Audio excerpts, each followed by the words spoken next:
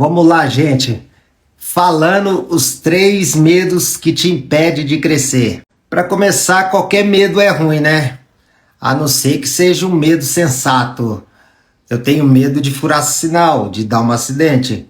Então esse é um medo ótimo, né? Então é bom a gente ter esse medo porque ele preserva a nossa vida. Mas medos que nos travam, que nos paralisam, eles são altamente maléficos. E o medo, muitas vezes, ele é só um fantasma. A sombra, eu costumo dizer, a sombra ela é muito maior que o objeto. Se eu pego esse controle e a sombra é muito maior do que ele. Então, a sombra ela é muito maior do que o próprio objeto. Então, assim, entende quando eu falo que a sombra é maior que o objeto? E o medo, ele faz a gente ver uma coisa muito maior do que ela é. Distorce completamente a nossa visão. Como eu já falei aqui, vocês sabem, o medo, o maior medo da humanidade é o medo da morte. A incerteza para onde eu vou, o que vai ser depois aqui, será que acaba? Será que vai para outro lugar? Então, o maior medo é o medo da morte. O segundo maior medo, alguns aqui já sabem, porque eu já falei, é o medo da opinião das pessoas. O medo de falar em público. Esse é o segundo maior medo, é o medo de falar em público. Isso está ligado com o quê? Isso está ligado com a opinião dos outros. Então, gente, olha que paralisante isso. O segundo maior medo da humanidade é de falar em público. Por quê? Com medo do que os outros vão pensar de você. Então, olha o nível de importância que a gente dá para os outros. Então, lembra que eu falei da palavra importar? Trazer para dentro da gente aquilo que é do outro. Aquilo que não tem nada a ver com a gente. Que os outros vão pensar de você. Não tem nada a ver contigo. Entendeu? O que importa é o que você sabe sobre você mesmo. Não os outros. Mas aí a gente aprendeu desde muito cedo a dar essa importância gigantesca para o outro. Então, assim, isso é um medo paralisante. Então, preocupação do que os outros vão dizer, do que os outros vão falar, o que os outros vão pensar a respeito meu. Isso é um sentimento só dele. A realidade é sua. Então, assim, você fica preocupado de pagar mico, falar porcaria. Isso trava. Isso trava. E um outro medo que trava, depois eu vou aprofundar mais isso, é o medo do novo. Todos nós temos medo do novo, entendeu? E aí, nesse medo do novo, acontece o quê? Acontece um boicote muito grande. Por quê? Porque, assim, além da questão do inconsciente, tem a questão do nosso cérebro fazer tudo para poder economizar energia. Então, assim, quando é algo novo, ele quer economizar energia. Então, tudo que é novo dá medo. Você conhecer pessoas novas, dá medo. Você ir numa festa, pessoas novas, dá medo. Você mudar de cidade, você tomar uma decisão, você entrar no casamento, você abrir uma empresa, você sair de uma empresa que você trabalha tantos anos, entendeu? Então, tudo que é novo dá medo. Então, tudo aquilo que é novo nos dá medo. E o nosso cérebro, ele tenta sempre boicotar a gente para não ir pro novo. Então, assim, tudo que é novo gasta muita energia. E aí ele faz tudo para nós poupar energia. E aí, se você tem um projeto novo, algo novo, o seu cérebro ele vai tentar te boicotar para você não fazer isso, para que você não viva isso. Entendeu? Então, assim, o medo do novo, ele impede as pessoas de prosperar. Porque às vezes você tá com medo que ele é só seu, e aí você deixa de abrir um projeto, de dar continuação num projeto antigo, de fazer algo que está no papel, e aí você impede a prosperidade de chegar até você. Entendeu?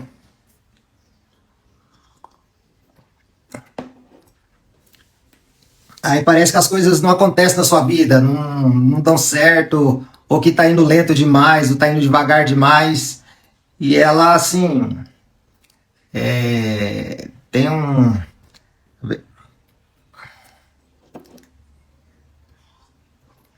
Eu lembro de uma história que tem do diamante. O diamante, antes dele ser diamante, ele é uma pedra bruta. E antes dele ser diamante, ele precisa de um processo muito grande para ele se tornar diamante. Então ele precisa passar pelo processo. Talvez você está na sua vida hoje travado, não está avançando muito, ou está avançando muito devagar, não na velocidade que você gostaria, ou talvez você tem promessas para sua vida, sentimentos que você tem aí, tipo aquele sentimento que eu sinto que eu nasci para algo maior, eu sinto que talvez você acha que é uma viagem da sua cabeça, e aí o que Deus trouxe nessa história do diamante, olha só, hoje você é uma pedra bruta e você quer estar em evidência. Só que se pegar você e colocar numa vitrine, você vai passar vergonha. Você vai ser motivo de zombaria. Então, antes de você estar na vitrine, estar em evidência, antes de você aparecer, você precisa ser lapidado. Você precisa passar por um processo. E talvez isso que está acontecendo na sua vida hoje, muitas pessoas falam assim para mim: Jefferson, como você está crescendo, como você melhorou, como você está, nossa, você explodindo tal. E assim, do nada, as pessoas falam, só que poucas pessoas conhecem a minha história, conhecem o meu processo, conhecem tudo que eu passei, conhecem os processos de tudo que eu passei. Então assim, para a gente estar em evidência primeiro, a gente passa por um processo primeiro. Então, para mim estar num nível maior, nós vamos passar por um processo. Então, se você hoje não está na vitrine, se você hoje está no que você quer estar ainda, porque não é a hora. Então você vai ser motivo de zombaria, você não está preparado para esse cargo. Então, para essa posição, para essa vitrine, para essa função, entendeu? Então você vai ser lapidado primeiro. E o processo da lapidação, ele dói, entendeu? Só que depois que você passa pelo processo da lapidação, o processo da dor, esse processo, talvez assim, hoje seja seu caso, porque talvez você tenha que passar por um processo de lapidação, para você chegar aonde você quer chegar. Porque assim, se hoje Deus pegar você e colocar numa vitrine, você vai passar vergonha. Às vezes num lugar que você quer estar, num lugar de evidência, e assim, vai ser um motivo de zombaria. Porque o diamante, ele é um carvão, como eu falei. E aí você vai ser motivo de zombaria. Todo mundo vai rir de você, porque você ainda não está preparado. Porque não passou por essa lapidação, não passou por esse processo. Então, o processo da lapidação exige o quê? Ser lixado, ser polido. Então, isso aí o quê? Desculpa. Mas depois que você estiver lapidado, aquele diamante lindo, que você estiver polido, estiver pronto para ser colocado lá, aí você vai ser colocado lá. Aí você vai ser aplaudido, você vai ser gratificado, você vai estar realizado por você estar lá, entendeu? E quando você recebe a palavra, alguma promessa, às vezes você recebe alguma promessa, alguma coisa, isso aí demora para ser realizado, entendeu? Igual Davi, da Bíblia. Ele recebeu a promessa quando ele era um adolescente. Ele recebeu a promessa que ele seria o rei de Israel quando ele era adolescente. E aí, o que aconteceu? Ele recebeu a promessa e ele continuou lá, cuidando das ovelhas no pasto. Cuidando das ovelhas, pastoreando, fedendo ovelha, tudo.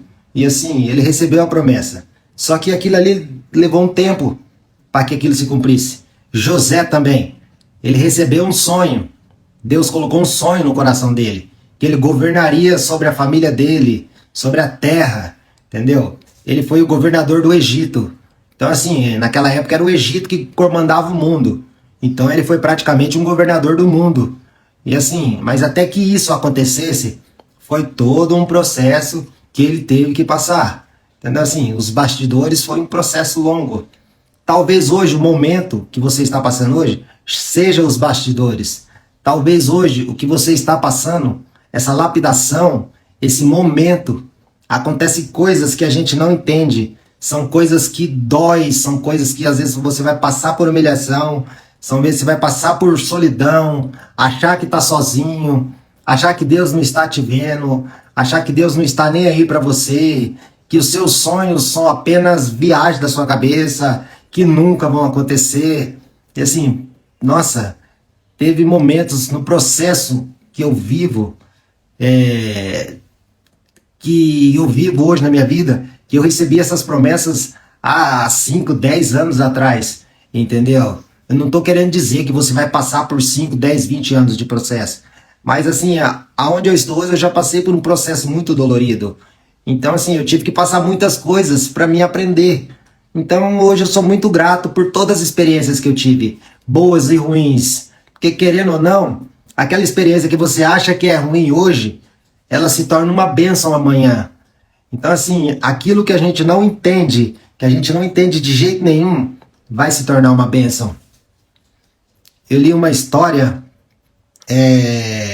eu li uma parábola, a parábola de um rei que foi caçar. Ele foi caçar com seu servo.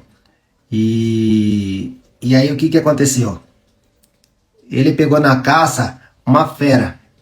E essa fera, ela mordeu ele, atacou ele, e ele perdeu um dedo. E assim, esse servo dele era muito grato. Esse servo do rei, tudo ele agradecia. Senhor, muito obrigado. Senhor, muito obrigado por aquilo. Senhor, muito obrigado. Então assim, tudo ele agradecia. E aí o rei falava assim, nossa, que cara chato, tudo esse cara agradece. Tá bom, deixa ele, deixa ele, deixa. E aí eles foram caçar. Aí ele chamou o servo e foram caçar. E esse rei adorava caçar, né? E aí o rei pegou e foi caçar com o servo. Aí o que aconteceu? Ele foi atacado por um animal, e esse animal, tal, e o servo foi para cima e tal, e não deixou para que acontecesse mais danos. Mas aí o que aconteceu? Ele perdeu um dedo nessa caça. E aí ele ficou muito revoltado, muito puto. E aí ele voltou pro castelo, para um servo reclamando, que droga, que e aí o servo pegou e falou assim para ele, mas meu rei, o que agradece? Só foi um dedo, você só perdeu um dedo, você não perdeu a vida. Não foi nada assim mais grave. Agradece, graças a Deus que você só perdeu um dedo. Nossa, glória a Deus, Deus seja louvado. E aí aquele rei pegou e ficou furioso. Você tá falando isso aí porque o dedo não é seu, né? Aí o rei pegou e falou, manda prender esse cara. Manda prender esse cara porque tudo é gratidão, tudo é gratidão. Aí catou e mandaram prender, o rei mandou prender o servo, e aí prendeu o servo. E aí na prisão, foi pra cadeia e tal, e lá na cadeia ele, gratidão porque eu tô aqui, muito obrigado, por algum motivo eu tô aqui, vou aproveitar para me ler, para estudar, para meditar, para orar, para não sei o que lá, e ele pegou e aproveitou, e tudo ele agradecia, ainda que ele não entendia o que ele estava passando. E o rei pegou, se recuperou do dedo dele e tudo, beleza? E aí um dia o rei pegou e foi caçar sozinho, sem esse servo. E aí lá, ele foi caçar. Ele foi encontrado por uma tribo de canibais. E aí, canibais comem pessoas, comem gente. E aí? Tipo, fazia oferenda, sacrifício lá para os deuses deles. E aí pegaram esse rei, e aí os canibais pegaram esse rei e foram ofertar esse rei, fazer um sacrifício. Fazer um sacrifício, uma oferenda para os deuses deles lá. E aí o rei, nesse processo desesperado e tal, falou assim, putz, meu fim, acabou. E aí quando eles foram ofertar o rei, olha a surpresa, estava faltando um dedo. E aí eles pegaram e falaram assim, não, nós não podemos ofertar algo com defeito para os deuses dele. E aí eles pegou e soltou o rei. E aí o rei pegou e voltou correndo pro castelo. E aí o rei voltou correndo pro castelo, e aí ele pegou e falou assim: nossa, meu servo tinha razão, que se eu não tivesse sem esse dedo, eu teria morrido lá, tal, tal, tal, tal. E é verdade, nossa, todas as coisas cooperam para o bem, tal, mesmo que a gente não entende, tal. E aí ele pegou e pediu para tirar o servo. Ele falou: pessoal, lá corre lá, tira o meu servo da cadeia, tal, tal, tal, tal. E aí chegou lá o servo lá tudo agradecendo, tal. Tava lá estudando tudo para desenvolver, para aprender coisas novas na cadeia. E aí ele podia estar murmurando na cadeia, né?